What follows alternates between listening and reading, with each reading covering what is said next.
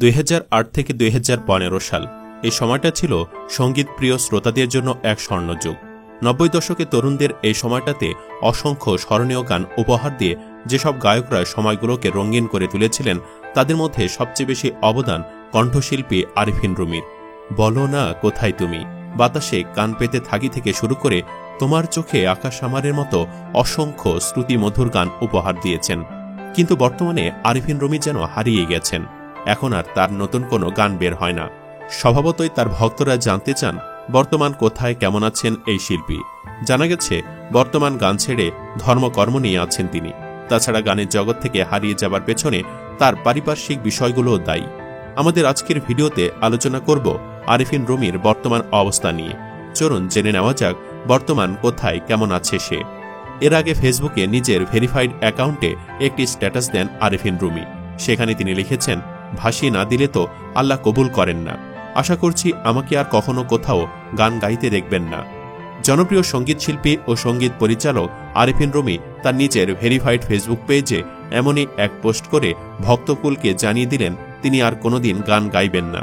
এছাড়াও তার verified Facebook পেজে দেখা গেছে তিনি হাদিস ও কোরআনের বাণী এবং মসজিদের ছবি শেয়ার করে চলেছেন। বেশ কিছুদিন ধরে তিনি গানের জগৎ থেকে দূরে। গুঞ্জন ছিল তিনি গান ছেড়ে দিচ্ছেন। ধারণা করা হচ্ছে ধর্মীয় বিষয়ে আরিফিন রুমি গভীর মনোযোগী হয়েছেন, যার কারণে তাকে আর গানে দেখা যাচ্ছে না।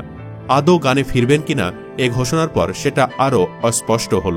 আরিফিন রুমির ওই পোস্টে তার এক ভক্ত আল আমির সুমন লিখেছেন, ভালো লাগলো ভাই, দোয়া করি আপনি যাতে আপনার ওয়াদার খেলাফ না করেন। আর গান গাইতে হবে না, যা গাইছেন তাই আমাদের সারা জীবন মনের মধ্যে দোলা দিবে। আপনি খুব ভালো সূরা পাঠ করতে পারেন, আপনার অনেকগুলো লাইভ দেখেছি। আল্লাহ আপনাকে সুর দিয়েছেন শুধু আল্লাহর ইবাদত এবং কোরআন পাঠ করার জন্যই। আমি জীবনে এই প্রথম দেখলাম মিডিয়া জগতে এই একজনই আছে তিনি, আপনি যে কিনা এত সুন্দর কণ্ঠে সূরা পাঠ করেন এবং কোরআন তিলাওয়াত করতে পারেন। নয়ন খান নামের এক ভক্ত আরিফিন রুমিকে ইসলামিক গান গাওয়ার পরামর্শ দিয়ে লেখেন, একটা সময় গিয়েছিল যখন অপেক্ষা করতাম আরিফিন রুমির গান কখন বের হবে। মিউজিক মানেই ছিল আরিফিন রুমি। আপনি ইসলামিক গান গাইতে পারেন। আমি মনে করি আপনার যে কণ্ঠ ও সুর ইসলামিক গানগুলোই ভালোভাবে ফুটে উঠবে, আর আপনাকে আল্লাহ কবুল করুক। উইকিপিডিয়া বলছে 2009 থেকে 2014 সাল পর্যন্ত বাংলা গানের একতরফা রাজত্ব ছিল তার।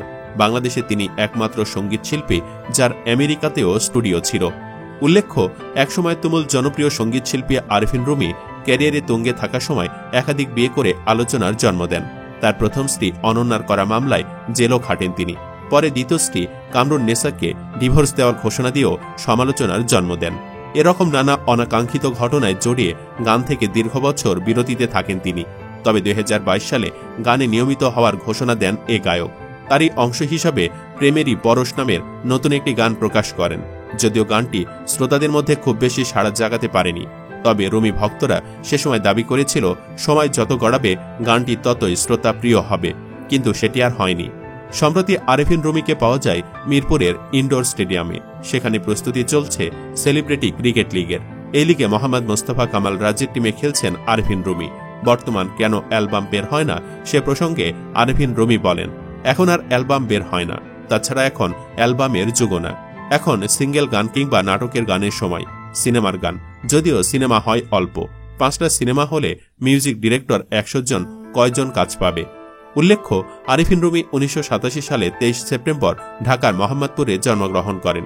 তিনি ঢাকা সরকারি মুসলিম উচ্চ বিদ্যালয় থেকে পড়াশোনা করেন। পরবর্তীতে তিনি কলেজে পড়াকালীন সময় একাধিক ক্রিকেট ক্লাবের হয়ে খেলেন। ছোটবেলায় তিনি তার মায়ের কাছ থেকে গান শিখেন। হাবিব ওয়াহিদ ও ফুয়াদ আল মুক্তাদির ছিল তার প্রেরণার উৎস। গানের জগতে আসার আগেই 2006 সালে মডেলিং শুরু করেন রুমি। তিনি হাবিব ওয়াহিদ এবং ফুয়াদ আল মুক্তাদিরের কাছে অডিও ইঞ্জিনিয়ারিং শেখেন। দর্শক, আরিফিন রুমিকে আপনি মিস করেন কিনা কমেন্ট বক্সে জানিয়ে দিন আপনার মতামত। ভিডিও ভালো লাগলে লাইক দিন এবং শেয়ার করুন, আর অবশ্যই চ্যানেলটি সাবস্ক্রাইব করুন। ধন্যবাদ।